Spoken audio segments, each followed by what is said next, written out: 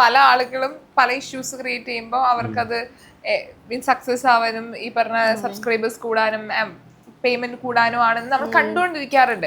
പലപ്പോഴും ഇതിൽ ഏതാ ശരി തെറ്റ് നമുക്ക് തന്നെ മനസ്സിലാവാറില്ല ഓഡിയൻസ് എന്ന രീതിയിൽ.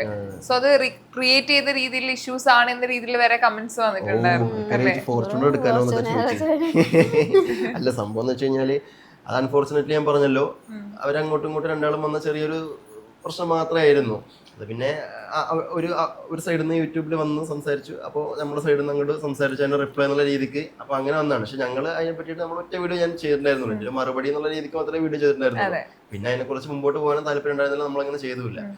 പിന്നെ അതിനിടയ്ക്ക് തന്നെ വേറെ കുറച്ച് യൂട്യൂബേഴ്സ് എടുത്തിട്ട് അങ്ങനെയാണ് ഇങ്ങനെയാണ് മറ്റൊരു ഒക്കെ കാണുമ്പോൾ നമ്മളെ ഇതൊക്കെ എപ്പോഴും ഇങ്ങനെയൊക്കെ സംഭവിച്ചു. അപ്പോ ശരിക്കും നമ്മൾ നടന്ന കാര്യം നമുക്ക് രണ്ടു കൂട്ടർക്ക് അറിയാം എന്താണ് എവിടെയാണ് സംഭവിച്ചതെന്ന്.